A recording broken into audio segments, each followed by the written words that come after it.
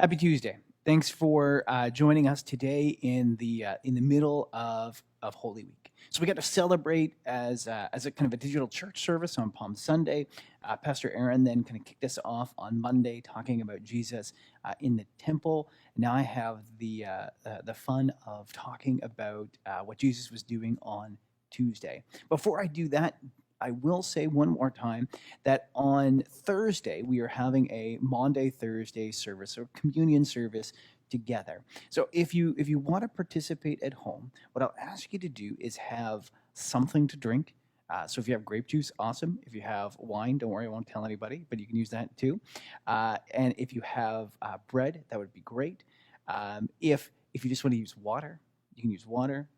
If you just want to participate by watching, you can do that as well. I'm also going to make use of some tea lights in front of me. And if you want to follow along completely, you'd need probably about 5. So if you want to participate in that way, that would be wonderful. That would be on Thursday. But today on Tuesday, what I want to talk about is just this incredibly interesting encounter that Jesus has with the Sadducees, the Pharisees, and the Herodians. And it's worth pointing out that these 3 groups, they actually didn't agree on a lot, theologically speaking. And they didn't agree a lot politically speaking. Generally, these 3 groups are in opposition to one another. But yesterday Jesus cleared the temple. He tossed tables around. He chased out money changers. He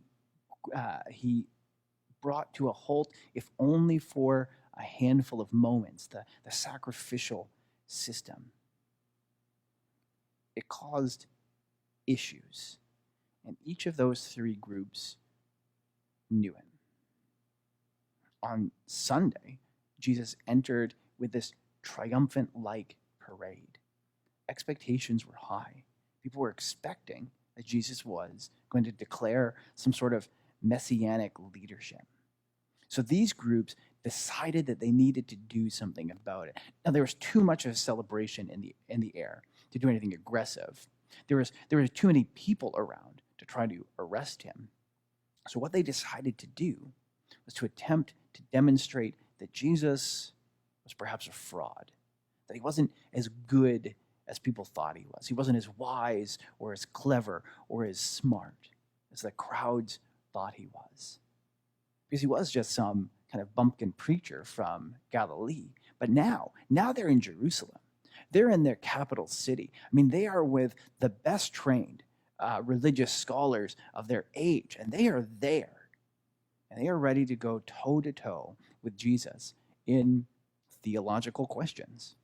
And it doesn't strike us as something we would necessarily do, but they want to demonstrate that they, the Pharisees, the Sadducees, and perhaps even the Herodians, that it was those groups that they better understood who God was, not this Jesus fellow.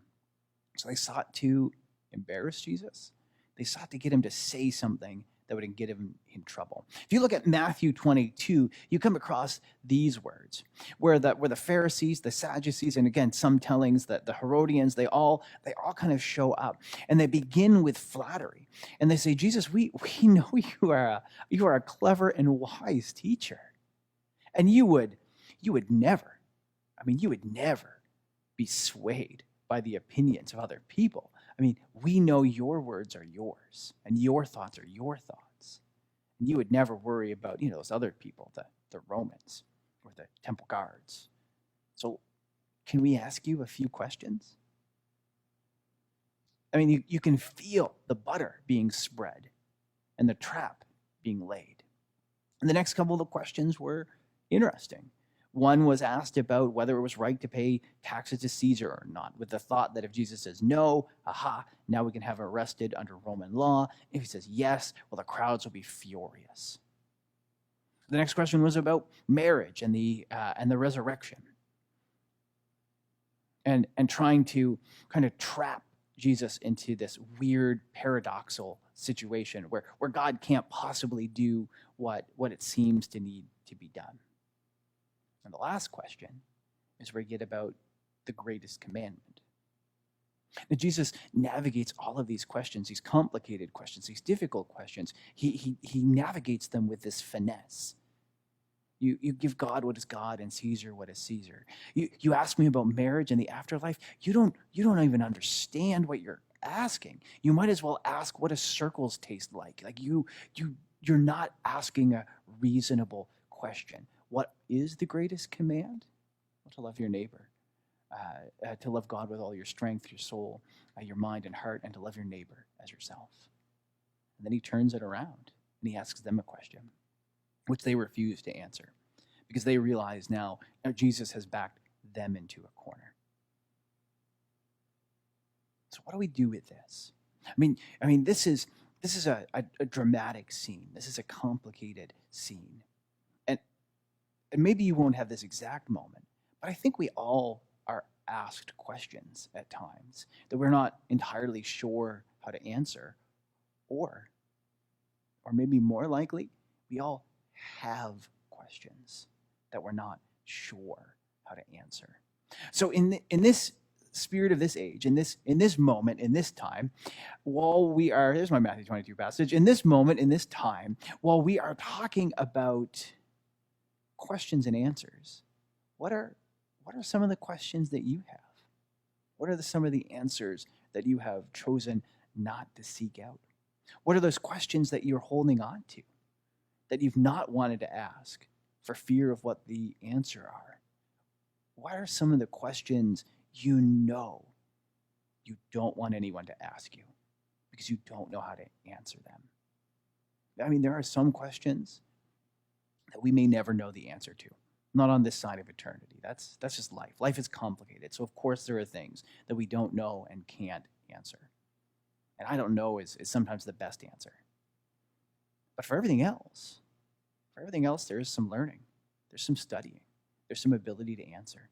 So today, what I would challenge you to do is think about that one question that you've always wondered but have never asked, or that one question that you dread being asked, and see if you can't find an answer. And if you can't, or if you're not sure if the source you're collecting is reasonable or correct, well then fire Pastor Erin or I a question off. I can't guarantee you any scholarly brilliance, but we'll do our best. And if we don't know, well, we don't know. And sometimes that's the way. So this is it for Tuesday. Thank you so much for joining. We will look forward to seeing you throughout the week. Have a great day.